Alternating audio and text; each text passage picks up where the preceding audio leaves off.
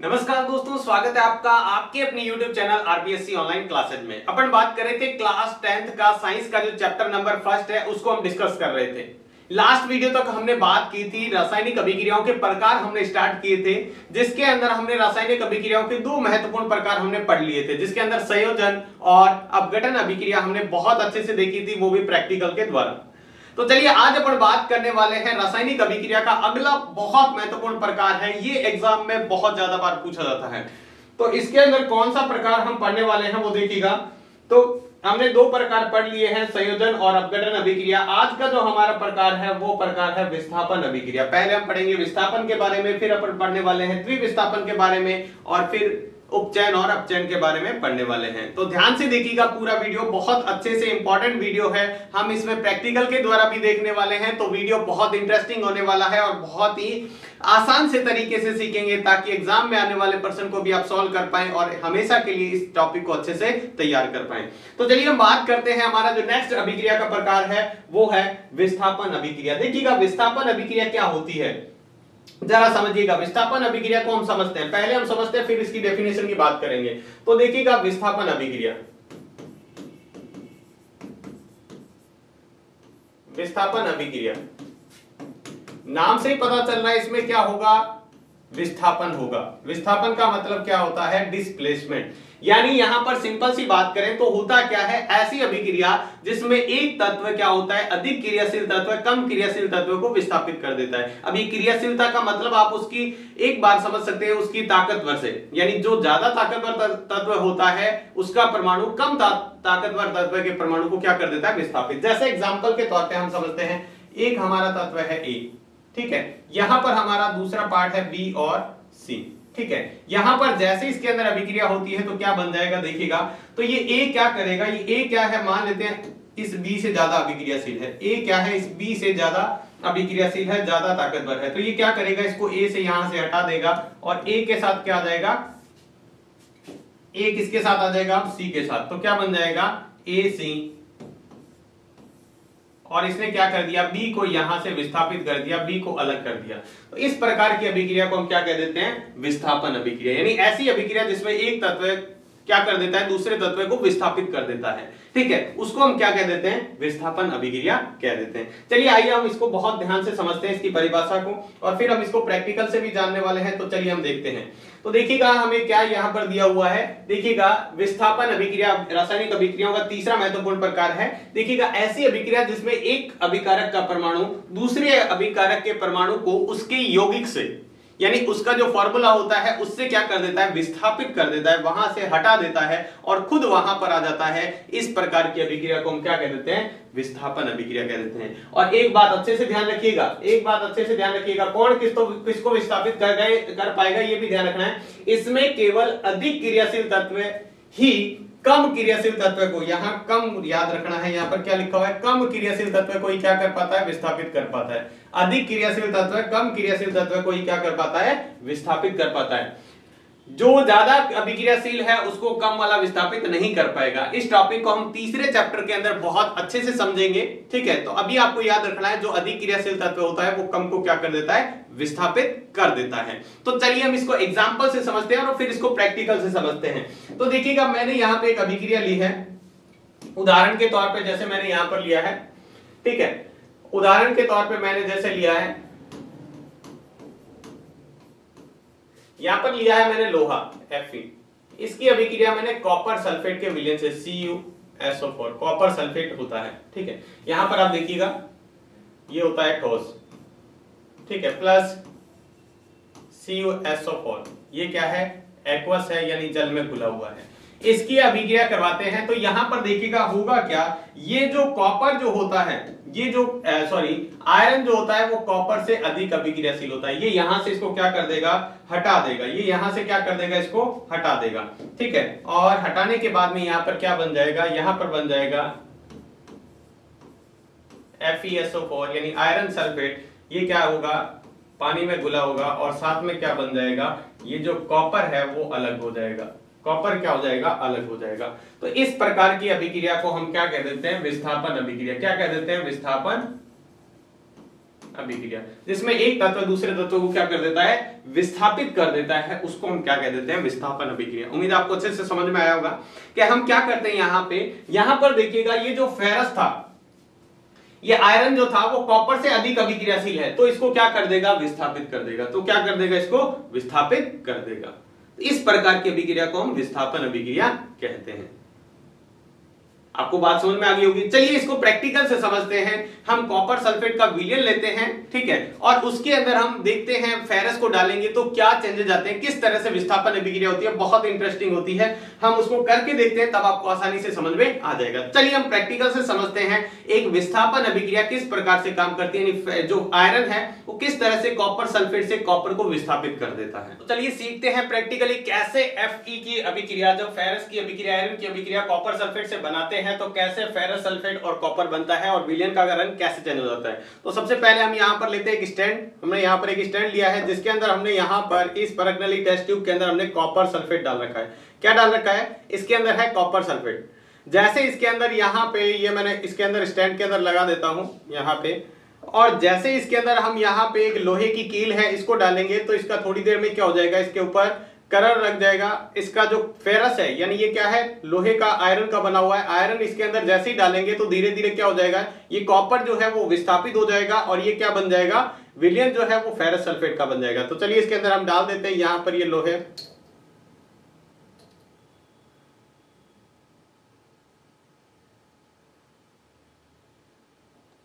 यहाँ पे मैं इसके ऊपर लगा के छोड़ देता हूं, थोड़ी देर में देखते हैं यहाँ पे।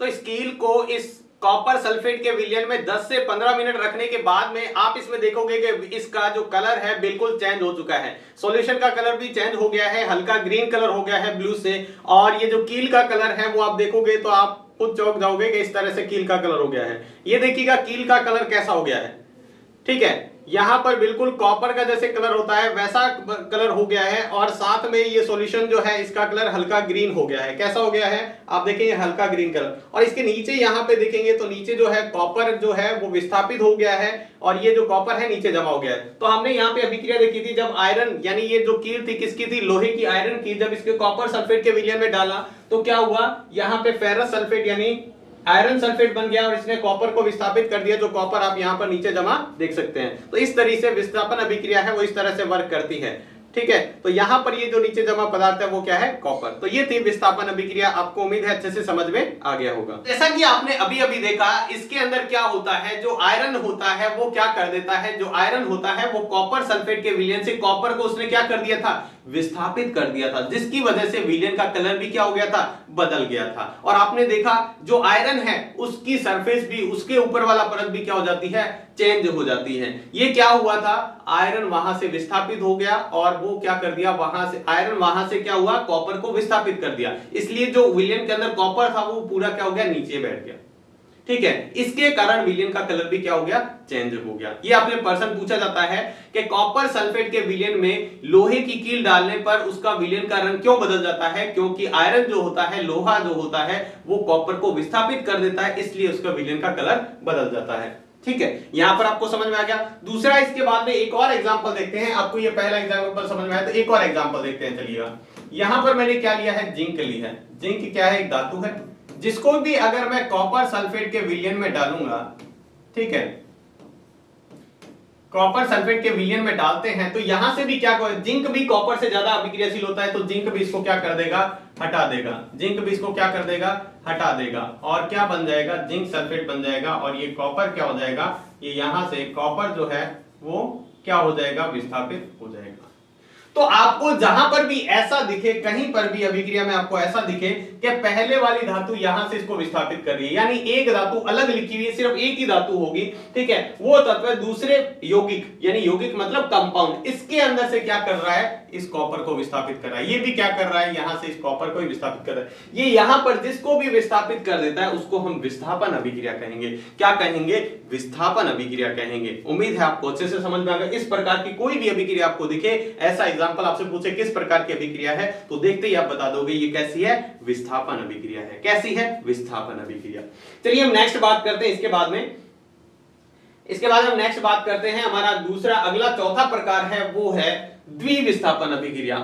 विस्थापन के बाद में, वैसे तो विस्थापन का ही ये प्रकार है, लेकिन हम इसको अलग से पढ़ते हैं द्विविस्थापन। द्विविस्थापन में क्या होता है, दो बार विस्थापन होता है, इसलिए इसको द्विविस्थापन कह देते हैं, बहुत ही आसान से तरीके से। चलिए हम इसको समझते हैं। पहले देखिएगा यहां पर क्या था, ए के साथ बी था, ठीक है, यहां पर ए और बी साथ में है, यहां पर सी और डी साथ में है, यहां पर क्या है सी और डी।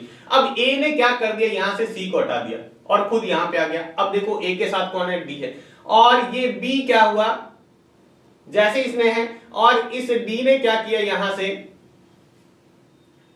इस डी ने यहां से बी को हटा दिया, ठीक है, और यहां पर खुद आ गया। तो देखो ए ने सी को हटाया, उसी तरह डी ने बी को हटाया, तो दो बार विस्थापन हो गया, दो दो तत्वों ने आपस में क्या कर लिया, या हम कह सकते हैं आयनों का आदान प्रदान हो गया, आयन आपस में एक्सचेंज हो गए। तो इसकी परिभाषा क्या बनेगी, ऐसी अभिक्रिया जिसमें अभिकारकों के बीच क्या होता है, आयनों का आदान प्रदान होता है। अभिकारकों के बीच क्या होता है, आयनों का आदान प्रदान होता है, उसे हम क्या कह देते हैं, उसे हम कह देते हैं द्विविस्थापन अभिक्रिया। क्या कह देते हैं, द्विविस्थापन अभिक्रिया कह देते हैं,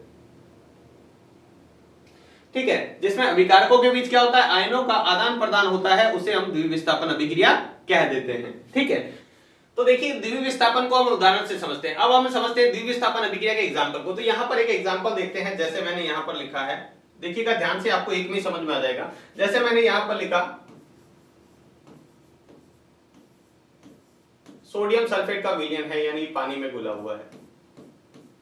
सोडियम सल्फेट की अभिक्रिया हम बेरियम क्लोराइड से करा देते हैं, ये भी क्या है, पानी में घुला हुआ है। जैसे इसकी अभिक्रिया कराते हैं तो क्या होता है, देखिएगा यहां पे, अभी देखिएगा यहां पे आपको क्या दिख रहा है, अभी आपको ये दिख रहा होगा कि सोडियम किसके साथ है, सल्फेट के साथ, बेरियम किसके साथ है, क्लोराइड के साथ। यहां पर क्या होगा, अब सोडियम इस बेरियम की जगह आ जाएगा, ठीक है, और क्लोरीन क्या आ जाएगा, इस सल्फेट की जगह आ जाएगा।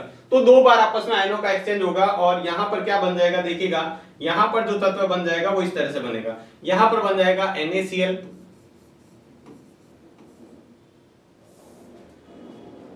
एक तो बनेगा आपके बेरियम सल्फेट BaSO4, और साथ में क्या बन जाएगा, NaCl।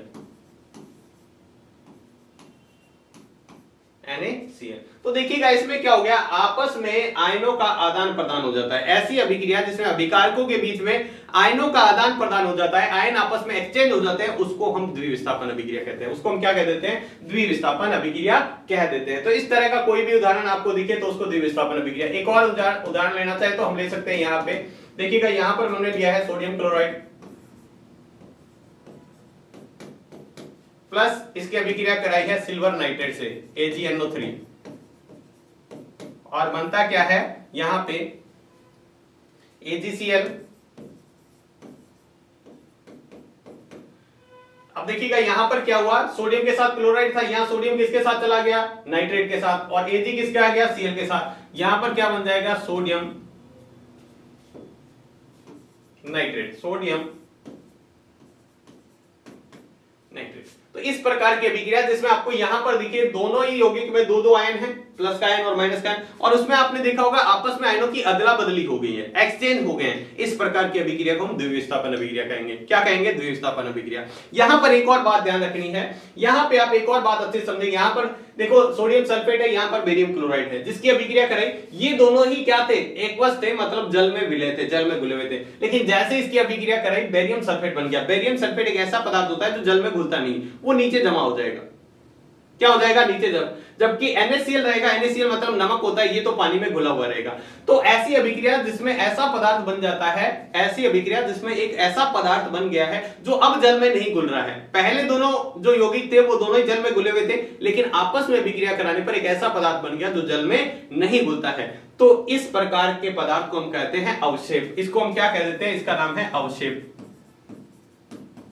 ये क्या है, एक अवक्षेप। अवक्षेप का मतलब क्या होता है, जल में अविलय, जो जल में नहीं घुलता है, जो जल में नहीं घुलता है, जल में अविलय पदार्थ, उसको हम अवक्षेप कहते हैं। तो अवक्षेप का मतलब क्या होता है, जल में अविलय पदार्थ को हम अवक्षेप कह देते हैं, ठीक है। और यहां पर एक और अभिक्रिया का प्रकार आ जाता है, अवक्षेपण अभिक्रिया। कई बार आपसे पूछ ली जाती है अवक्षेपण अभिक्रिया क्या होती है, प्रेसिपिटेशन रिएक्शन क्या होती है। तो ऐसी अभिक्रिया जिसमें क्या होता है, अवक्षेप का निर्माण होता है, ऐसी अभिक्रिया जिसमें अवक्षेप का निर्माण होता है उसे अवक्षेपण अभिक्रिया कह देते हैं। ऐसी अभिक्रिया जिसमें इस प्रकार के पदार्थ का निर्माण होता है जो जल में अविलेय है तो उसको हम क्या कह देते हैं, अवक्षेपण अभिक्रिया कह देते हैं। ये दोनों ही अवक्षेपण अभिक्रिया, देखिए यहां पर ये भी ठोस बना है और AgCl भी क्या होता है, ठोस होता है। तो दोनों ही अभिक्रिया में यही दोनों आप इसके अंदर भी उदाहरण लिख सकते हो, ये सेम एग्जांपल आप इसके अंदर लिख सकते हो दोनों के दोनों, क्योंकि यहां पर भी देखिएगा ये भी अवक्षेप है और ये भी क्या है, ये दोनों के दोनों अवक्षेप है। तो ऐसी अभिक्रिया जिसमें अवक्षेप का निर्माण हुआ है उसे अवक्षेपण अभिक्रिया भी कह देते हैं। और आपको यह भी ध्यान रखना है, एक ही प्रकार की अभिक्रिया है वो कई प्रकार की हो सकती है।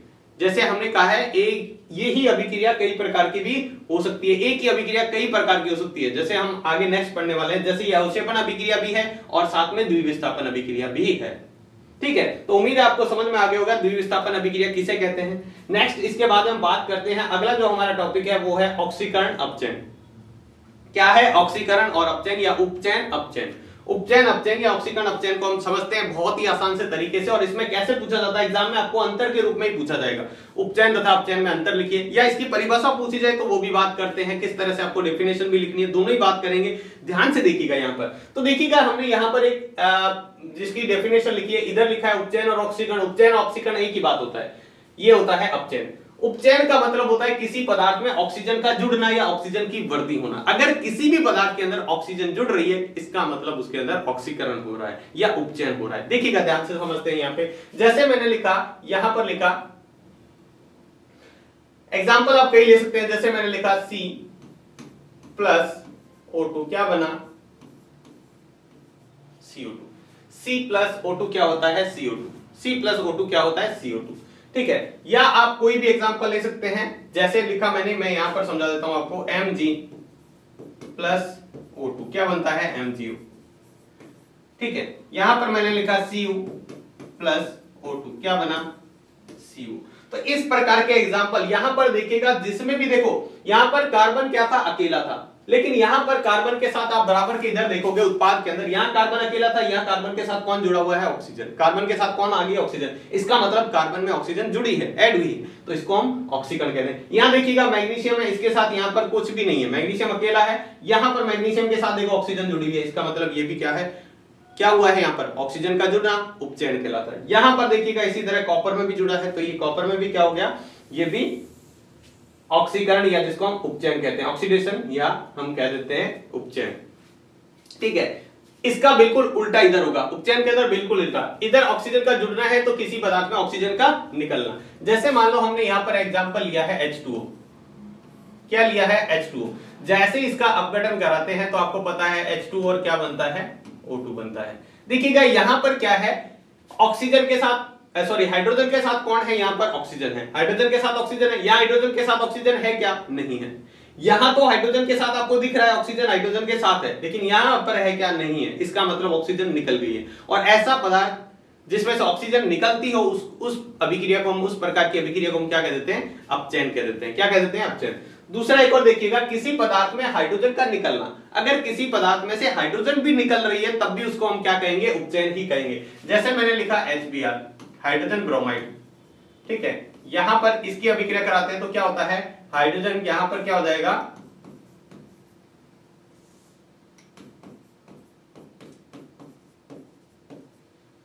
यहां पर देखिएगा ब्रोमीन के साथ हाइड्रोजन थी, यहां पर ब्रोमीन के साथ कौन है, हाइड्रोजन है। यहां ब्रोमीन के साथ हाइड्रोजन है क्या, नहीं है, इसका मतलब हाइड्रोजन क्या हो गई, निकल गई। हाइड्रोजन क्या हो गई, निकल गई। और हाइड्रोजन का निकलना ही क्या कहलाता है, उपचयन भी कहलाता है। ऑक्सीजन का जुड़ना भी उपचयन है, हाइड्रोजन का निकलना भी उपचयन है। जबकि ऑक्सीजन का निकलना अपचयन होता है, या फिर ऑक्सीजन का निकलना या फिर हाइड्रोजन का जुड़ना। हाइड्रोजन जुड़ेंगे, देखो N2+ H2 मिलकर क्या बनाते हैं, अमोनिया बनाते हैं। अमोनिया का सूत्र होता है NH3। यहां पर देखिएगा नाइट्रोजन के साथ कुछ है क्या, नहीं है। यहां नाइट्रोजन के साथ कौन आ गया, हाइड्रोजन जुड़ा हुआ है। इसका मतलब क्या है, हाइड्रोजन जुड़ा हुआ है। तो हाइड्रोजन का जुड़ना भी क्या होता है, हाइड्रोजन का जुड़ना भी अपचयन होता है। चाहे ऑक्सीजन निकलने की बात करें, चाहे हाइड्रोजन जुड़ने की बात करें, दोनों का मतलब ही क्या है, दोनों का मतलब सेम ही है कि वो वहां पर अपचयन हो रहा है। क्या हो रहा है, अपचयन हो रहा है। बात समझ में आ गई ना। तो इतना आपको अच्छे से ध्यान रखना है। तो यही इस तरह से हम इसके अंतर के रूप में भी पढ़ सकते हैं। आपसे पूछे, सिर्फ ये पूछ ले, उपचयन अभिक्रिया किसे कहते हैं, उपचयन अभिक्रिया, तो क्या परिभाषा बनेगी, ऐसी अभिक्रिया जिसमें ऑक्सीजन का जुड़ना, किसी पदार्थ में ऑक्सीजन का जुड़ना या हाइड्रोजन का निकलना ऑक्सीकरण या उपचयन कहलाता है। जबकि आपसे अपचयन की परिभाषा पूछे तो ऐसी अभिक्रिया जिसमें किसी पदार्थ में ऑक्सीजन का निकलना या हाइड्रोजन का जुड़ना क्या कहलाता है, अपचयन अभिक्रिया कहलाता है। तो इस तरीके से आप इसको याद रख सकते हो, बहुत ही आसान सा तरीका है आपको याद रखने का। नेक्स्ट इसके बाद में बात करते हैं जिसको रेडॉक्स अभिक्रिया या ऑक्सीकरण अपचयन या उपचयन अपचयन या इसको अपचय अभिक्रिया भी कहते हैं। इसके नाम तो बहुत सारे हैं, लेकिन आपको क्या ध्यान रखना है, ये बहुत ही आसान सी अभिक्रिया है जिसको हम देखो किस तरह से याद कर सकते हैं। देखिएगा इसकी परिभाषा, ऐसी अभिक्रिया, ऐसी रासायनिक अभिक्रिया जिसमें एक ही अभिक्रिया में ऑक्सीकरण और उसी में ही अपचयन दोनों साथ साथ होते हैं। ऐसी अभिक्रिया जिसमें ऑक्सीकरण तथा अपचयन दोनों साथ साथ होते हैं उसे हम क्या कह देते हैं, रेडॉक्स अभिक्रिया कह देते हैं। ऐसी अभिक्रिया जिसमें ऑक्सीकरण भी हो रहा है और अपचयन भी उसी अभिक्रिया में हो रहा है उसको हम रेडॉक्स अभिक्रिया कह देते हैं। उदाहरण से समझेंगे तो बिल्कुल क्लियर हो जाएगा आपको, ये वाला समझ में आ गया ना ऑक्सीकरण और अपचयन क्या होता है, तो ये भी समझ में आ जाएगा। जैसे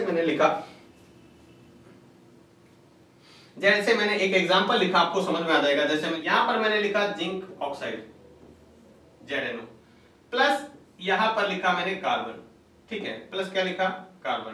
तो इसकी अभिक्रिया कराते हैं तो क्या बनता है, एक तो बनता है Zn प्लस बनता है CO। यहां पर देखिएगा, अब आपको समझ में आएगा जब इसको समझेंगे तो देखो किसमें दोनों ही कैसे हो रहे हैं। यहां पर देखिएगा जिंक के साथ कौन है, यहां पर आपको जिंक के साथ ऑक्सीजन दिख रही है, लेकिन यहां पर दिख रही है क्या, यहां पर तो आपको जिंक के साथ ऑक्सीजन दिख रही है, लेकिन यहां जिंक के साथ ऑक्सीजन है क्या, नहीं है। ऑक्सीजन का निकलना क्या कहलाता है, ऑक्सीजन का निकलना हमारा कहलाता है अपचयन। क्या कहलाता है, अपचयन। वही बात करें यहां पर देखिएगा, यहां कार्बन अकेला है और यहां कार्बन के साथ कौन जुड़ा हुआ है, ऑक्सीजन जुड़ी हुई है। कार्बन के साथ कौन जुड़ा हुआ है, ऑक्सीजन। और ऑक्सीजन का निकलना क्या, ऑक्सीजन का जुड़ना क्या कहलाता है, ऑक्सीजन का जुड़ना आपको पता है क्या कहलाता है, उपचयन कहलाता है। क्या कहलाता है, उपचयन कहलाता है। उदाहरण को अच्छे से याद रखिएगा। देखिए यहां पर ऑक्सीजन निकली है और यहां पर ऑक्सीजन जुड़ी है, तो ऐसी अभिक्रिया जिसमें ऑक्सीजन निकल भी रही है और ऑक्सीजन जुड़ रही है। ऑक्सीजन का निकलना देखो, ऑक्सीजन का निकलना अपचयन होता है और ऑक्सीजन का जुड़ना क्या होता है, उपचयन होता है। तो एक ही अभिक्रिया में दोनों ही हो रहे हैं, तो इस प्रकार की अभिक्रिया को हम रेडॉक्स अभिक्रिया कहते हैं। इस प्रकार की अभिक्रिया हम क्या कहते हैं, रेडॉक्स अभिक्रिया। ऐसी अभिक्रिया जिसमें ऑक्सीजन का जुड़ना, ये ऐसी अभिक्रिया जिसमें ऑक्सीकरण भी हो रहा है और साथ में क्या हो रहा है, अपचयन भी हो रहा है। ऑक्सीकरण की बात करें या उपचयन एक ही बात होता है, ऑक्सीकरण और उपचयन एक ही बाते होता है, यहां पर हम अपचयन कहते हैं इसको, ठीक है। आप चाहे तो एक और एग्जांपल ले सकते हैं, जैसे यहां पर मैंने एक और एग्जांपल लिया है, देखिएगा ध्यान से, इसको समझते हैं तभी आपको समझ में आ जाएगा। जैसे मैंने लिखा कॉपर ऑक्साइड और यहां पर मैंने इसके साथ हाइड्रोजन गैस प्रोवाइड कर दी, तो क्या बन जाएगा, यहां पर कॉपर प्लस H2। देखिएगा यहां पर हम समझते हैं, सबसे पहले हमने यहां पर एग्जांपल लिया था, एक एग्जांपल मैंने यहां पर लिखा था ऑक्सीकरण के अंदर। अगर हम यहां पे, मैं यहां पर लिख देता हूं कॉपर है और इसको हम क्या करते हैं, गर्म करते हैं तो कॉपर ऑक्साइड बन जाता है। यानी कॉपर जो होता है आपको पता है, तांबा जो होता है, ठीक है, उसको हम क्या करेंगे, बर्नर पर रखकर गर्म करेंगे तो इसके ऊपर ब्लैक कलर की परत चढ़ जाएगी, इसके ऊपर कौन से कलर की, काले कलर की परत चढ़ जाएगी और वो क्या बन जाएगा, कॉपर ऑक्साइड बन जाएगा। क्या बन जाएगा, कॉपर ऑक्साइड बन जाएगा। और जब इस कॉपर ऑक्साइड के अंदर हम हाइड्रोजन गैस प्रोवाइड कर देते हैं, इस कॉपर ऑक्साइड के अंदर जब हम हाइड्रोजन गैस प्रोवाइड कर देते हैं तो इसका कलर कैसा हो जाता है, वापस ब्राउन कलर, भूरे कलर में चेंज हो जाता है, भूरे कलर में चेंज होता है। तो यहां पर देखिएगा ये भी क्या है, ये भी एक क्या है, देखिएगा यहां पर कॉपर के साथ कौन है, ऑक्सीजन है, लेकिन यहां पर कॉपर के साथ ऑक्सीजन है क्या, नहीं है। ऑक्सीजन का निकलना, तो ऑक्सीजन का निकलना क्या होता है, आपको पता है, अपचयन होता है। क्या होता है, अपचयन होता है। और यहां पर देखिएगा हाइड्रोजन था, यहां हाइड्रोजन अकेला था और यहां हाइड्रोजन के साथ ऑक्सीजन जुड़ी है। देखो हाइड्रोजन के साथ ऑक्सीजन नहीं है, यहां हाइड्रोजन के साथ ऑक्सीजन है और ऑक्सीजन का जुड़ना क्या कहलाता है, उपचयन कहलाता है। तो ऐसी अभिक्रिया जिसमें ऑक्सीजन का जुड़ना और ऑक्सीजन निकलना दोनों ही हो रहा है, इसका मतलब ऑक्सीकरण भी हो रहा है और अपचयन भी हो रहा है। तो ऐसी अभिक्रिया को हम क्या कह देते हैं, रेडॉक्स अभिक्रिया कह देते हैं। क्या कह देते हैं, रेडॉक्स अभिक्रिया। तो एग्जाम में यहां पर बहुत आपको कई बार एग्जाम में पूछा जाता है कि रेडॉक्स अभिक्रिया को उदाहरण सहित समझाइए या रेडॉक्स अभिक्रिया का एक उदाहरण लिखिए। तो इस तरह के उदाहरण दोनों में से आप कोई भी लिख सकते हैं। तो आज की वीडियो में बस इतना ही। हमने यहां पर पढ़ा है रासायनिक अभिक्रियाओं के 3 अन्य महत्वपूर्ण प्रकार थे, वो भी हमने कंप्लीट कर लिए हैं, जिसके अंदर हमने पढ़ा है आज विस्थापन अभिक्रिया, द्विविस्थापन अभिक्रिया और रेडॉक्स अभिक्रिया। तो लगभग हमारा चैप्टर है वो कंप्लीट हो चुका है, लेकिन थोड़ा सा चैप्टर है वो अपन बात करेंगे नेक्स्ट वीडियो के अंदर। तो आज की वीडियो में बस इतना ही, मिलते हैं नेक्स्ट वीडियो में इसी तरह के इंपॉर्टेंट टॉपिक के साथ में और साथ में प्रैक्टिकल्स के साथ में। आपको वीडियो कैसा लगा कमेंट बॉक्स में लिखकर जरूर बताएं। अगर आपको वीडियो अच्छा लगा है तो इसको लाइक जरूर करें।